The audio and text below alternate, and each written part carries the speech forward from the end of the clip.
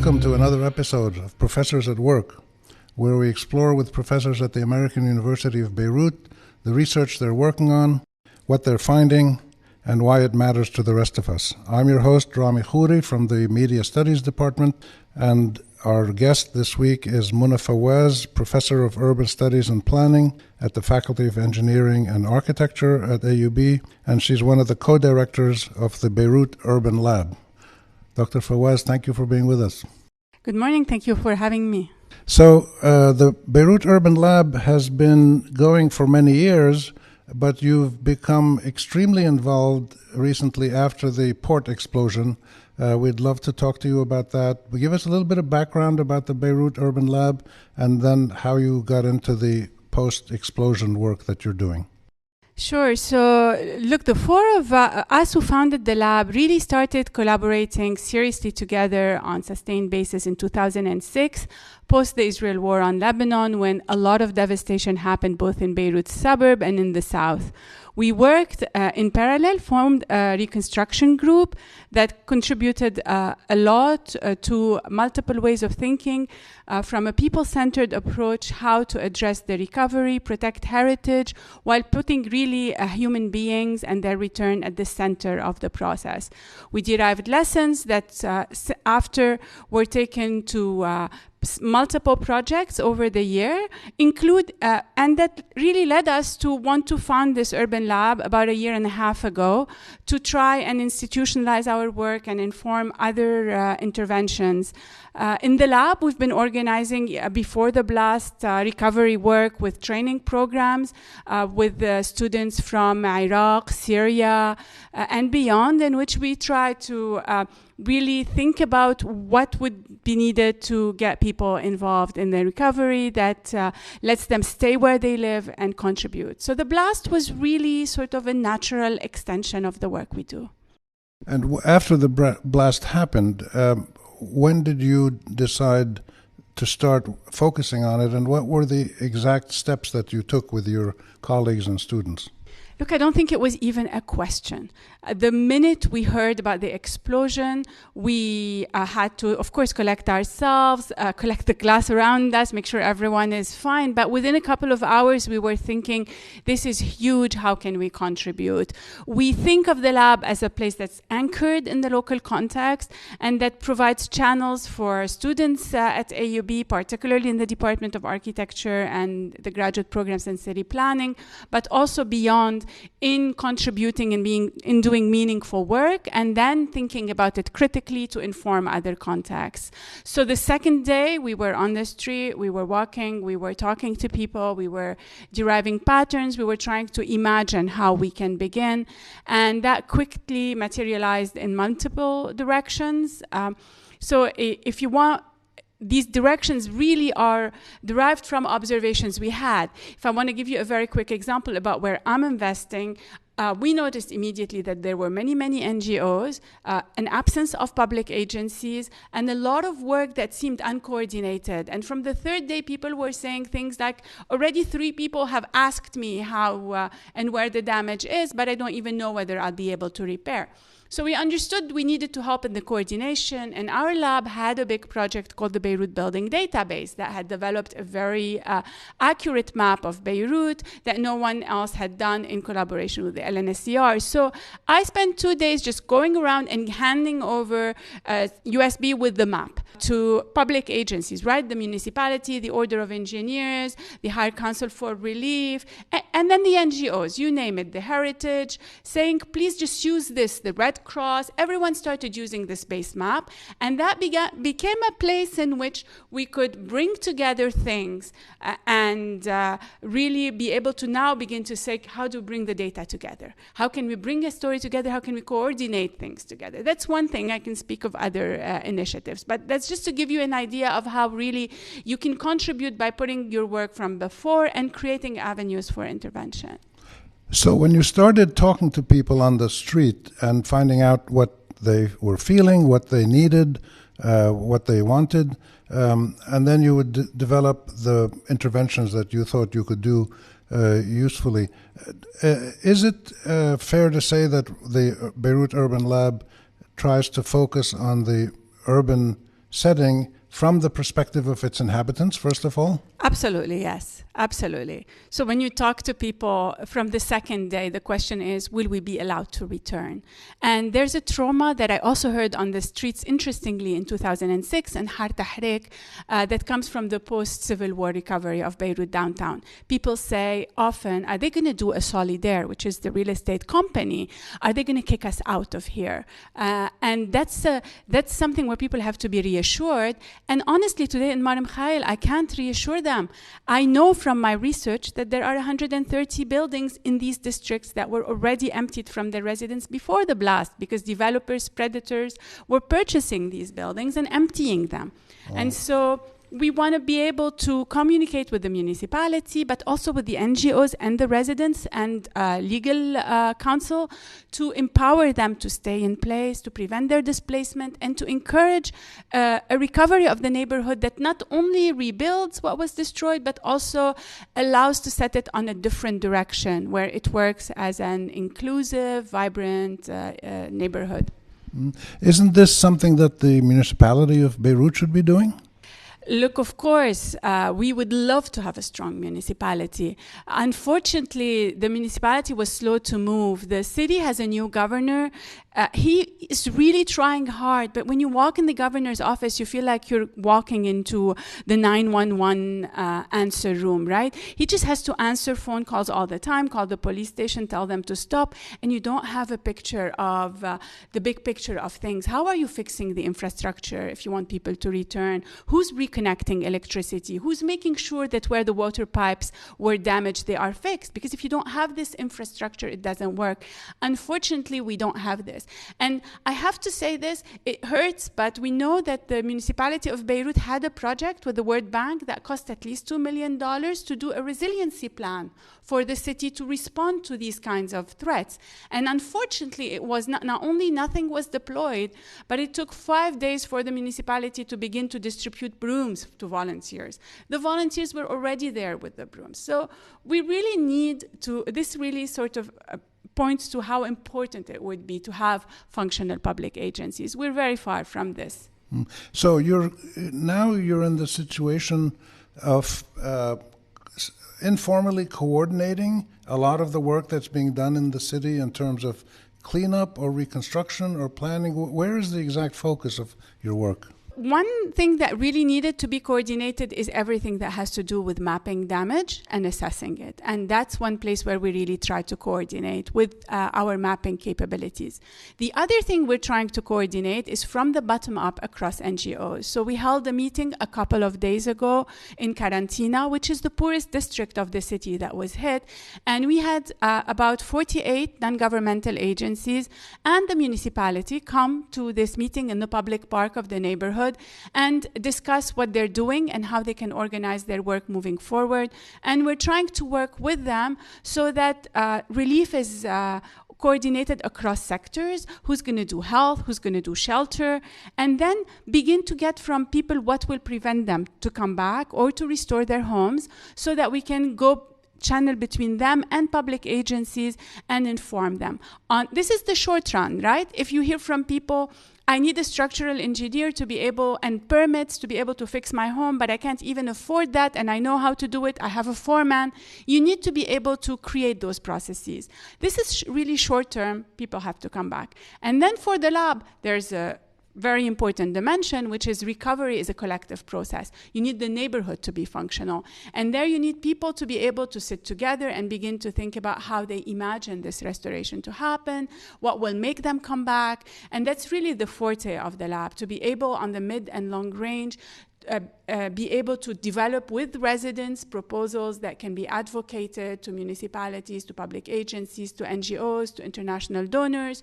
So we link neighborhoods, we provide communal infrastructure, things that will be kept to allow people also to recover from the trauma, remember positively these events. Don't forget, for a lot of people, it's not just stone. It's a serious personal trauma. We're hearing stories that are heart-wrenching. You talk about the concern you have for private developers to come in and take over the neighborhoods, and this has been going on, you said, for some years. Why is this the case? Unfortunately, our post-war economic plan never materialized in anything beyond the rentier state. And so what happened in Lebanon is that most sectors of the economy were shut down, and it became about attracting capital from abroad so that we could make a little bit of a balance a little bit our balance of payment. And one of the only places where you could attract capital was real estate. And so we began to see many, many incentives from the central bank and other public agencies for people to put their capital in real estate. And this is something we had been documenting in the lab for a couple of years at least. After the financial meltdown, this became more serious because people who had money began to understand that their money in the bank was lost, and so they have to take it out of the bank, and the best way to place it, since they can't take it outside Lebanon, is real estate. So we were witnessing already since November a major shift of capital towards purchasing real estate again, and the real estate market that was stagnant began to move back and recover with the local currency. This is really dangerous for a city because what you're doing is you're taking space that should be lived space, places where people work, live, play, meet each other, create new things, generate new things, and you're turning it into an asset that's like a safety deposit box that's dead. And that will slow down the economic recovery of the country, that will slow down the recovery of the neighborhood for the residents. So this is a very serious alarm. Mar Mikhael, Gemmayze were one of the remaining places where you had a vibrant local life. And we need to recover it because if we want people to visit Beirut, to put their money here, if we want to build an economy that's not speculative, but actually somewhat productive, we need these. We need the heritage in them. We need every aspect of them. And mostly we need their people. And who makes these decisions? Is it the parliament? Is it the Beirut municipality? Is it some ministry? Are the voices of ordinary people heard? Do they count anywhere? Unfortunately, I don't think the voices of people are heard. Our political system, as you know well, Rami, is really built around sectarian allegiances and puts in place electoral mechanisms that reproduce the same political classes. So we end up with municipalities that represent certain political forces and parliamentarians that represent the same forces, and they're looking to serve these individuals, these few men. They don't look to serve the communities that they supposedly represent. In Beirut, the problem is even bigger because in Lebanon, in order to stall a democratic process, we are not allowed to vote for our local representatives where we live. We vote for where our grandparents were born. So although I was born and raised in this city, and I think I've contributed more than almost anyone in trying to say something about it or to make a change, I can't even vote here. So that means that the local authorities represent a small political minority that has a lot of interest in the bank's survival and in the survival of the real estate speculative market. Short of changing this, it's going to be difficult. The good thing is that the mobilization may not have succeeded in changing the big political scene, but it's certainly giving a sense that we need to respond to people a little bit more on the ground to quell social unrest. And so I'm hopeful that with us, we could be able to have to take a few good initiatives or concessions, I should say. We're doing this interview after the explosion took place. What is the most striking thing that you have seen as you've interacted with the people in neighborhoods all around Beirut in terms of their fears, their concerns, their desires, aspirations? What struck you the most? The hardest thing I saw was a family that was living in a house that was structurally unsound and they didn't want to leave it. They benefit from rent control, which is one of the only remaining pieces of supposed public good in the city. And they're afraid that if they leave, they will lose it. And they say they'll never be able to come back. And they were born and raised here. It's their life. It's their memories. It's their meaning. They would die if they were forced to go out. They don't drive. They're old. If they're thrown in the suburbs, they will lose their neighbors. And when we stood at the balcony, they could tell me what was happening in every one of the apartments around them in the days before the blast and at the time of the blast. And you feel that there's still this anchorage, this sense of belonging, and you understand that it's an accumulation of stories that you need to adjust, fix, recover, but really shift the way in which things are done so that people are placed at the center of it in a different way. Yeah. Have you focused heavily on the area immediately around the port, or have you looked at all the parts of Beirut where the explosion caused some damage? Look, I mean, I live in Ras Beirut, so I can tell you we had tons of glass shattered, aluminum flying. So I know that this is all over at AUB here. The Faculty of Engineering, where I teach, has severe damages in its labs. So certainly the blast affected the city way beyond. I know parents and friends who live as far as away as Jnah, who had windows and doors fly. So we know that this is happening everywhere. But the lab has made the option after 3-4 days to focus 2 main initiatives, one in Mar Mikhael Jemmaizeh and the other one in Karantina, because we felt that these were neighborhoods where it was possible to set in place processes that could carry beyond the immediate relief to a longer range and really do an urban recovery as we imagine it that could bring some positive aspects on the long run for these districts. And what has been your experience in terms of you and your colleagues coming from AUB or maybe from other universities, NGOs, coming into a neighborhood, wanting to help sincerely? What has been your experience and how you've been received? And can you help create neighborhood-based institutions that will carry on after you go back to your university work? Look, our very, very first entry point, is great you ask, was with the Maroun Saman Faculty of Engineering colleagues in structural engineering. So we just were responding to friends we knew who called us immediately after the blast saying, I don't know if I can go get my stuff from my office. I don't know if this building's going to fall. What do I do? And so the second day in the afternoon, we were there just answering this. And that's how the idea of the hotline came about. And it was set very, very quickly. And that was our first entry point. So we came in responding to a request, and that allowed us to meet people and from these people to grow. Our experience has always been that unless you do that, you can create a sense of estrangement for people in neighborhoods, which is really well understood. Now, I have to say, it is heartwarming how much people trust you when you say you're a structural engineer from AUB. They know you have the credentials and they feel safe. So even in a building where the municipality had told them to evacuate, 2 days later, they called us back and they said, we really trust you, we're not evacuating. And we felt good. We felt we had made a significant change for someone's life, and he was looking for money to fix his home. He was not going to get out and wait for and be forced to stay for 2 months until he gets a clearance. We were able to call the municipality and say, look, we know that this is not going to fall. We've looked at it well. And it sort of solves itself. So you feel people trust you. And I like that. And how can that develop into a longer-term, locally anchored mechanism, whether it's a loose arrangement or a formal NGO that takes care of the neighborhood and going into the future? The recovery process we imagine leads eventually to projects. Imagine a community center, a library, a park, a green passage. And these kinds of infrastructures, when you create them with residents, have to be done with non-governmental organizations. Sometimes they're groups inside the neighborhoods, and sometimes they're already pre-existing NGOs that want to do these interventions. So these stay in the neighborhoods, and they become an infrastructure that allows people to continue to meet. We should say also that for at least the areas of Mar Mikhael, Jemmaizeh, we're no strangers. These are places many of us live in, go to, have friends, offices, etc. So we feel it's a natural extension.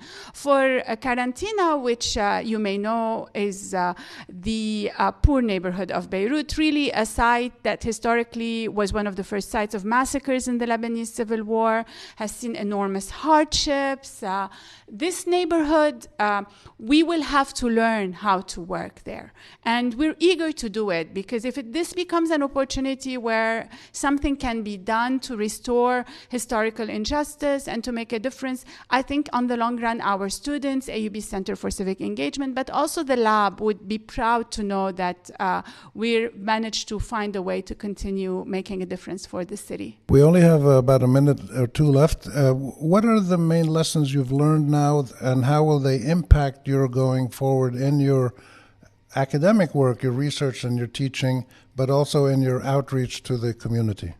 My friends, planners, are trying to put the area under study. They want to freeze everything. They want to understand everything. They want to study everything and come up with a serious plan. And what I've learned from the previous experiences that I strongly believe in, and is really being not only confirmed but strengthened now, is that we need to start with people. We need to understand what's preventing them from coming. We need to know what empowers them to come back. And we need to see ourselves supporting them in this process. And if we care about things that we know from before, like heritage, etc., that we put the resources at their hands and with them to recover it. This is really the main lesson. And for me, it's something I write about as a planner. I want to continue writing and learning about, of course, as a scholar, and that I think really should inform our practice. And this requires expertise in sociology, economics, psychology, other than engineering and urban technical issues. Absolutely. And that's why, again, being at AUB is so great, because you reach out to colleagues and you don't feel you're like in a technical team that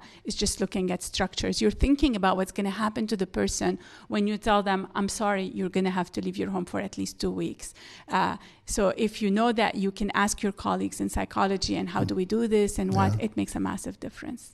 Wow, amazing work. Professor Muna Fawaz, thank you very much for being with us, and we will follow up in the future, I'm sure, to find out where things are moving. Thank you, Rami. Thank you for joining us for this episode of Professors at Work, where we talk to AUB scholars about their research and what they're finding and why it matters to the rest of us. I'm Rami Khouri, your host. Join us again next week. Bye for now.